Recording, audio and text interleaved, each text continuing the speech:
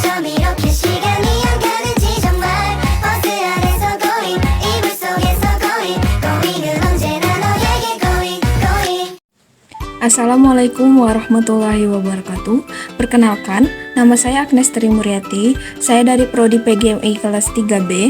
Saya di sini ingin menjelaskan tentang masa perkembangan realisme anak SDMI, yaitu dengan mata kuliah Psikologi Perkembangan Anak yang diampu oleh dosen Ibu Andi Haslinda.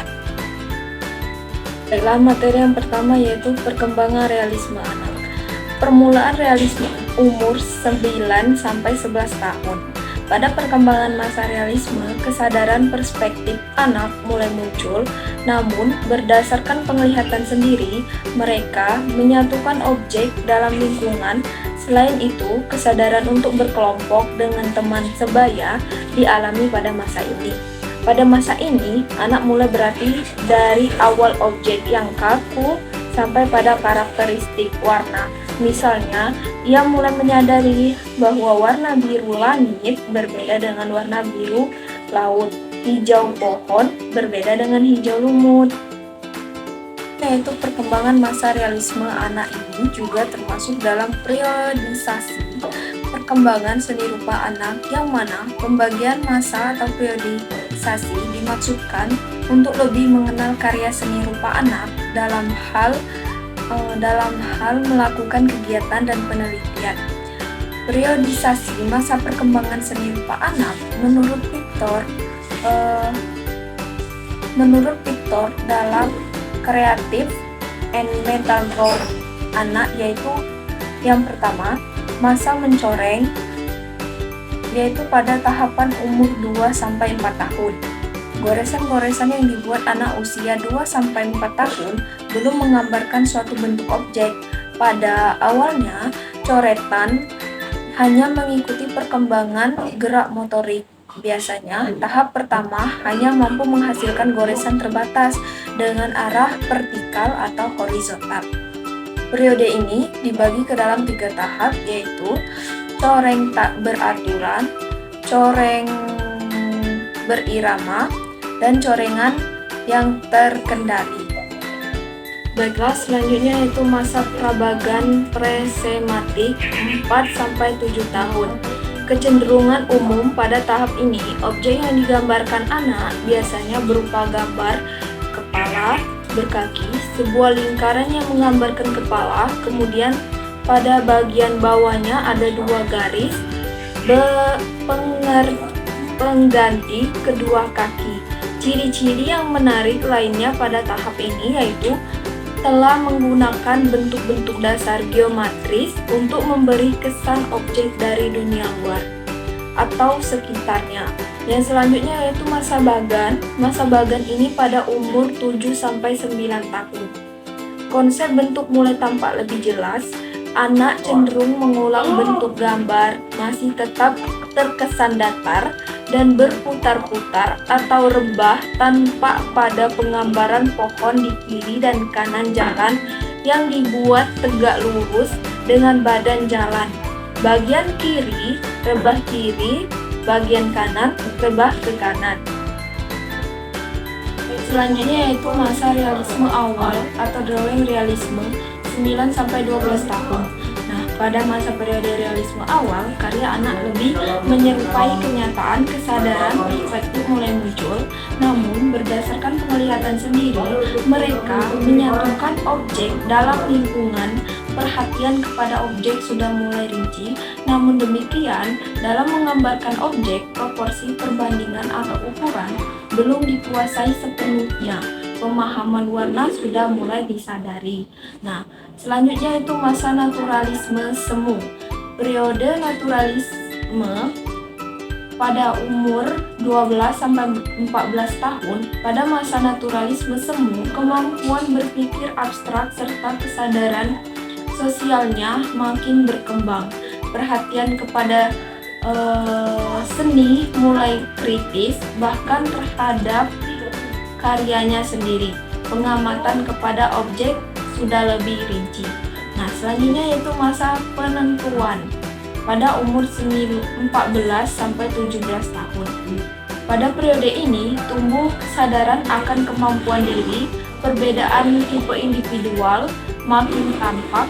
Anak yang berbakat cenderung akan melanjutkan kegiatannya dengan rasa senang, tetapi yang merasa tidak berbakat akan meninggalkan kegiatan seni rupa ini, apalagi tanpa bimbingan dari orang dewasa. Baiklah, materi selanjutnya yaitu kegemaran anak mengumpulkan barang. Kegemaran anak mengumpulkan barang, di fase ini anak senang mengeksplorasi, menyusun atau melihat suatu persamaan dan perbedaan benda. Mereka juga sedang belajar mengorganisasikan sesuatu yang di pikirannya. Karenanya, balita senang menyusun atau mengumpulkan barang mainan atau benda. Biasanya ketertarikan anak mengumpulkan barang mainan atau benda ini terlihat pada usia 1-2 tahun.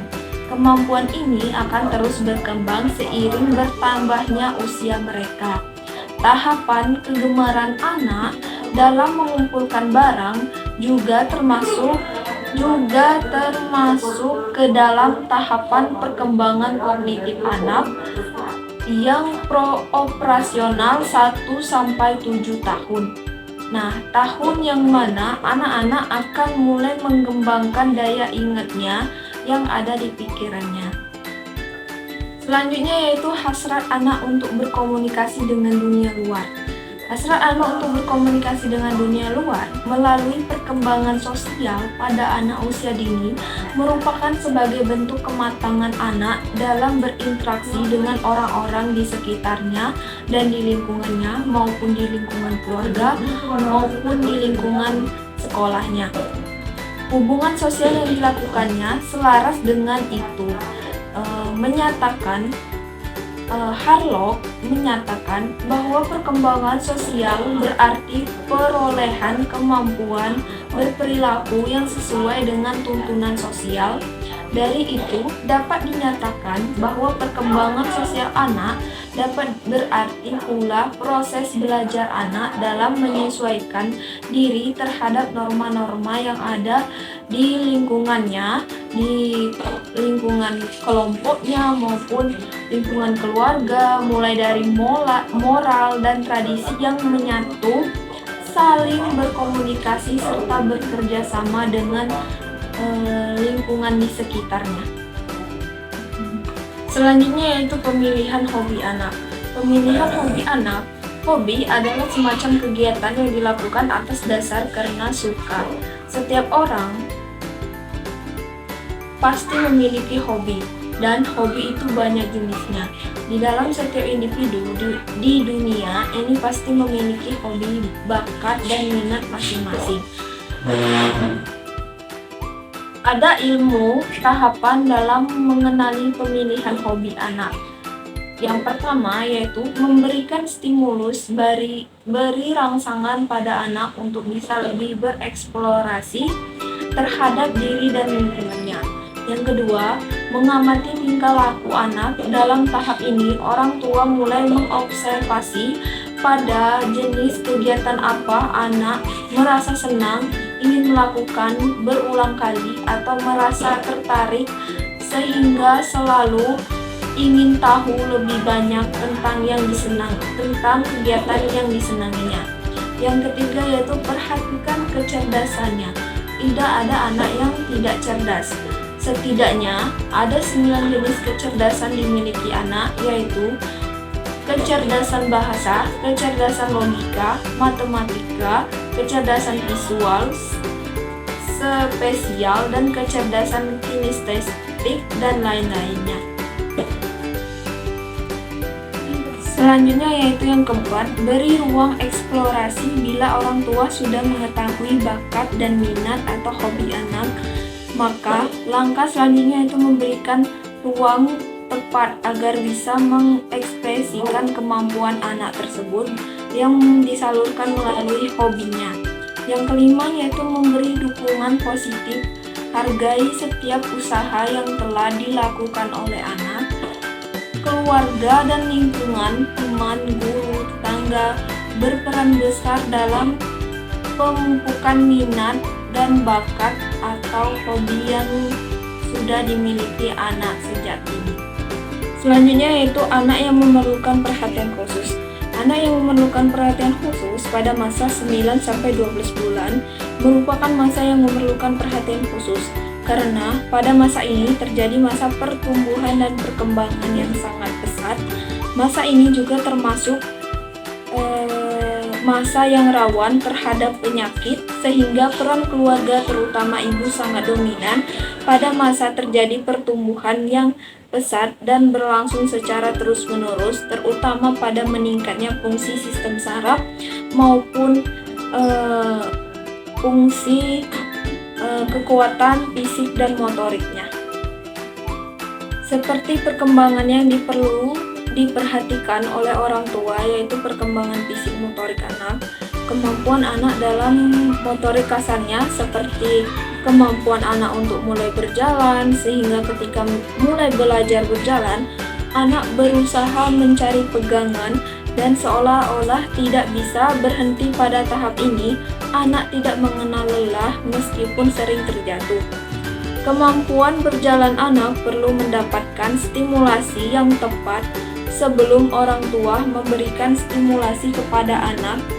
Harus dipastikan bahwa anak sudah melalui perkembangan sebelumnya seperti duduk, merangkak, dan berdiri. Motorik kasar merupakan area terbesar perkembangan di usia balita atau di usia anak, yaitu diawali dengan kemampuan berjalan, lari, lompat, kemudian melempar. Modal dasar untuk perkembangan ini ada 3 dan berkaitan dengan sensorik motorik anak, yaitu keseimbangan, rasa sendi, dan raba kaki. Paksaan terhadap kemampuan anak untuk segera bisa berjalan akan membuat anak mengalami trauma. Demikian sebaliknya, jika anak telah siap untuk mendapatkan stimulasi tetapi orang tua maupun lingkungan tidak memberikannya, maka anak tersebut juga akan mengalami keterlambatan dalam perkembangannya.